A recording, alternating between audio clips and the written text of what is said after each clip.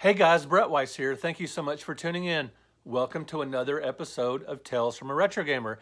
Going to be talking about the first time I ever met Walter Day. It was back in 2003 at the Classic Gaming Expo in Las Vegas. And this show was my very first retro gaming convention. It's been 17 years, Classic Gaming Expo. Awesome show, had a blast, and it was awesome meeting Walter. If you don't know who Walter is, he helped popularize esports way back in the early 80s. He publishes trading cards, and if you've seen The King of Kong, you know part of his story. And if you've seen Wreck-It Ralph, the character of Mr. Litwack, the guy in the referee shirt, he was patterned after Walter Day, at least his look, and so that's who Walter Day is. Google Walter Day, great guy, and very influential in, as far as, you know, record keeping, score keeping, all that kind of stuff. So meeting Walter Day back in 2003 was a pretty interesting experience. So my wife and I went, and we were super excited to go. We had never been to Las Vegas before, but I had read about the Classic Gaming Expo on the Digital Press forums, if you guys remember those. It's still around, but not nearly. With Facebook and everything, that's pretty much taken over that kind of discussion. But there are still, you can still find the Digital Press message boards, and there's a Digital Press store, a couple of them in New Jersey. And anyway, the Digital Press guys put on the Classic Gaming Expo back in the day. There were, it ran for several years, and the 2003 was the first one I ever went to, and it was put on by John Hardy, Sean Kelly, and Joe Santulli, who also opened the National Video Game Museum in Frisco, Texas. The Classic Gaming Expo means a whole lot to a whole lot of people. That's where a lot of people went. That was their first retro gaming convention, like it was for me. That's the first time a lot of people met a lot of programmers and developers and all this stuff. So I was really excited to go. And my wife and I just enjoyed Las Vegas in general. It was awesome. We'd, you know, never really thought about going there before we considered the convention because, you know, at the time, we didn't really think much of gambling or slot machines or anything like that at the time. And we just thought, hey, while we're there, we'll check out the city, and we ended up having a blast. But let's get, before I talk about actually meeting Walter Day, I want to talk just a little bit about the convention. It had some really neat guests there, like Pitfall creator David Crane, and Keystone Capers designer Gary Kitchen, both of Activision fame. Warren Davis, creator of Qbert, you know, some really awesome, iconic games. And in the years since, I've become friends with these guys. As a matter of fact, the photos I've shown you here, those are in more recent years when I've, you know, hung out with them and met them at shows in the National Video Game Museum and that kind of stuff. As a matter of fact, at that 2003 Classic Gaming Expo, I wasn't really all that interested in meeting the creators of video games. Now, I thought it was cool that they were there, and I caught a couple of panels, and I found that interesting, but I wasn't really all about getting my picture made with them or getting their autographs or anything. I was all about the dealer's room and collecting and stuff, and about the Mr. Do tournament. Now, Mr. Do is my favorite video game of all time, the arcade version and the Super Nintendo version, and just love that game. And they were going to have a Mr. Do tournament in the afternoon, Saturday afternoon. I believe it was at 2 o'clock. I do remember because I was watching the clock closely. Real quick, before I get to the Mr. Do tournament and meeting Walter Day for the first time, I want to show you real quick what I did. A couple of things I picked up at the show. I'm not going to show you everything. It was I had never seen so many old video games in any one location in my life, especially boxed. It was awesome. If you remember Atari2600.com, they would set up at retro gaming shows, and they just had stacks and stacks and stacks of great video games. And in 2003, they were still relatively cheap. You know, you could still get some pretty obscure ColecoVision games, you know, for the $20 and $30 range. And anyway, real quick, let me show you what I got to show, and then I will get to the meeting Walter Day. I remember getting Gremlins from the Digital Press booth in the box for the 5200, and it was really cheap, and it turns out to be one of my favorite licensed game, you know, movie licensed game of all time. So that was neat. I remember picking up this Starplex controller for the 2600. It gave you arcade-like controls for asteroids for the 2600. And I also got, another at the Digital Press booth, another item, as both of those were, the Digital Press Guide. This was, at the time, this was the newest iteration of the, there were several, maybe 7 or 8 digital press books, and I still use these, you know, as checklists for the games I collect and that kind of thing. But so those are some items I picked up at the show, along with a t-shirt. Now, I wasn't going to get a t-shirt, but my wife insisted, and she got us each one. And so you can see there the logo for that show and the back of the shirt. Have you seen me? Got the Space Invaders logo and everything. Pretty cool. So pretty neat to still have that. So I'm glad my wife made me get that. Anyway, so let's get on to meeting Walter Day. So I was there all day Saturday. My wife was there with me part of the time, and part of the time she was out seeing the city, and she'd check in with me at the show and everything. And I was really looking forward to 2 o'clock because that's when they were going to have an arcade Mr. Do tournament. Because Walter Day, he's always been about, record keeping, high score keeping, and, spotlighting really good video game players. Well, I was really good at Mr. Do for the ColecoVision, the home system. I was really good at Mr. Do, and still am, for the Super Nintendo. As a matter of fact, my highest ColecoVision score is 612,050 points. I made it all the way to phase 37. And for the Super Nintendo, my highest score is 331,100 points. Now, these are pretty high score for these 2 games. And I thought, well, that skill will translate to the arcade version. I figure I could be pretty good, and I might even have a chance to win the Mr. Do competition. That would be awesome. And like I said, it was on an arcade cabinet of Mr. Do. Now, I played Mr. Do back in the arcades, back in the day, quite a few times, but I hadn't played it in recent years. In 2003, I hadn't played it in recent years. I've played it quite a bit lately because I see it in retro arcades. But in 2003, it had been a long time since I played the arcade version. But I was so good at the ColecoVision version and the Super Nintendo version, I thought, man, I'm just going to swoop in here and just do great at this tournament, and it's going to be awesome. So I remember checking in with Walter Day at his, I believe he had a Twin Galaxies booth. That was the name of his original arcade and everything from the early 80s. But anyway, it was a booth he was at, and Billy Mitchell was there and everything. As a matter of fact, I ran into Billy Mitchell just sort of randomly in the show. I guess it wasn't so random because he was in the arcade area of the show playing Donkey Kong. And I thought that was kind of interesting, even before 2007 with Chasing Ghosts and with King of Kong.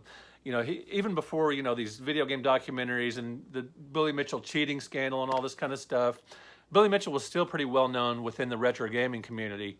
And so I thought it was kind of cool to see him there. And I spoke to him a little bit, and I saw him playing Donkey Kong, and he kept starting over because, he was wanting to, he'd play a screen or two, and if he didn't have a perfect board or, as good as he wanted, he would just start over to try to get a really good score. And I remember I met him, and I talked to him a little bit, and I remember him telling me he was playing a trick on a guy, telling them that they had an arcade machine at that show that they really didn't. So he was going to trick his friend into driving 3 hours to the show, and I thought, okay, maybe Billy Mitchell, maybe the cockiness and maybe being a little bit of a jerk, maybe that's true. I know a lot of people say he's a nice guy, and he's been cool to me over the years, but whatever the case, another Billy Mitchell anecdote. So anyway, it was neat seeing him, and just because I had heard of him and everything. Anyway, so I talked to Walter Day promptly at 2 o'clock, and I asked him about the Mr. Do competition, the Mr. Do tournament that I wanted to enter. And actually, I'd entered it earlier that day, just put my name down on a piece of paper or something. But I talked to Walter Day, and I asked him about it, and he said, well, this other tournament's running behind, so we're going to do Mr. Do a little bit later. So check back with me, maybe in half an hour or so. So I checked back, and it still wasn't going, and I checked back again. And I'm sure I'd bugged him a little bit, but he was super patient. He was super nice, and he apologized for the convention or for the tournament running late and everything. And so anyway, eventually the Mr. Do tournament did take place. And so I step up there, and I can't remember what order everybody went in, but I didn't do too well. I just kind of had a game, and I thought, So I played again. I don't remember if you could play. I think you could play 2 or 3 times, or maybe you had a warm-up round. I don't remember the specific details like that. But I do remember that I played just sort of okay. And these other guys stepped up there. I was watching them play too. And they absolutely destroyed me. I got killed. One guy scored, the winner, scored well over 1 million points. And he was, if you don't know what Mr. Do is, you go through, you dig tunnels, you drop apples on monsters, you throw a ball at monsters. It's got all these strategies you can do. It's kind of like Dig Dug. It's an awesome, awesome game. And like I said, it's my favorite game of all time. And, I was great at the home console versions and just kind of okay at the arcade version that was in the tournament.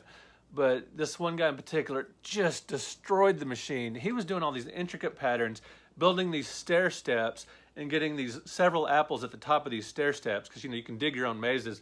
And he would push several apples in succession, and they would fall down these steps and hit several monsters at once. And I was like, holy cow.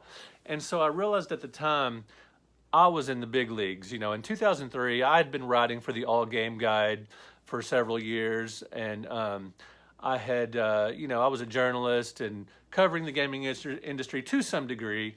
And I had, made gaming since 1975. So I figured, I can do this. I was a veteran of the video game wars or whatever, played most of the consoles and, had most of the systems and all that stuff. But man, I was humbled that day, and I knew, I was like, I'm pretty decent at certain games, but man, I am not a gunslinger with, the arcade classics like these guys.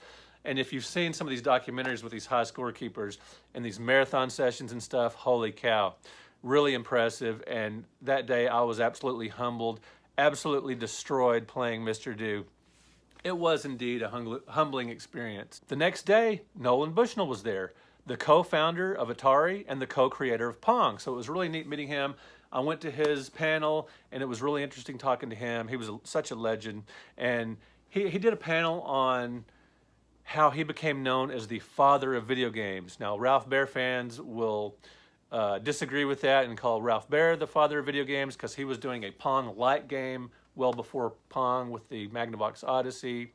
And so perhaps if Nolan Bushnell is indeed the father of video games, Ralph Baer is the grandfather of video games. So anyway, that's just part of the greatness of the 2003 Classic Gaming Expo. Such a great experience. My first Retro Gaming Con. It was awesome meeting Walter Day. And we've been friends ever since. We've done some panels together and just had a good time at these shows, and he's been a good friend. In the comments, just tell me what you think of Walter Day and what he means to the industry. Now, some convention promoters will say he invented esports, and that's an exaggeration, but he did popularize them, which is a pretty important aspect of gaming today. So last week, I did a Tales from a Retro Gamer episode on what Intellivision games should you play before the Intellivision Amico comes out. That's the console that's coming out in October. It's sort of a reimagining of the Intellivision system. And I'm asking you guys what games you should play. The system's going to come out, so we've got several months to kill before then. So what Intellivision games are you guys, should you play just to get you sort of ready for the Amico? And I had 10 games, and I got busted for not including Night Stalker. Now, Night Stalker is a great game for the Intellivision, and the Amico guys, Intellivision, Tommy Tallarico and everybody, they've been showing off a Night Stalker trailer, for the reimagined version.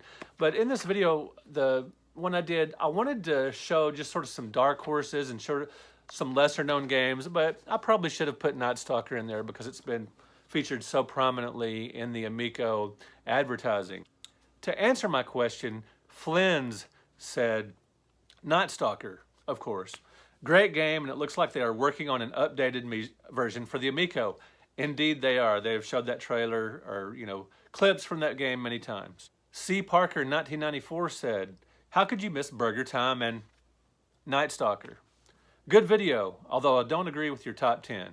Now, Burger Time is a great choice, but a little later in that video, I talked about Burger Time for another reason, so I left it off the top 10. But Burger Time is definitely a game that you'll want to play before the Amico comes out in the fall. Last but not least, Puzzler said, Night Stalker not mentioned? You should dig into history with this one if you want to play it in modern form.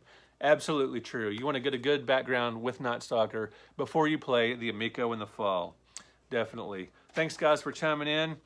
Now, guys, I have a new Patreon to my Patreon page, and I really appreciate you guys. The support is just phenomenal. I couldn't do this without you guys.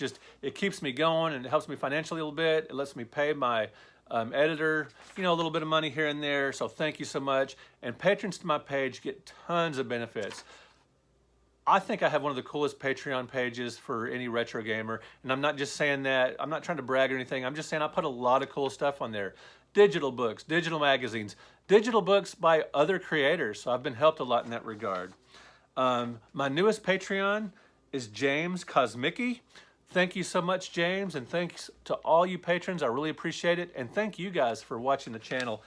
Thank you for watching this video. Thank you for hitting that like button. Thank you for subscribing to the channel. I really appreciate it. We will talk to you guys later.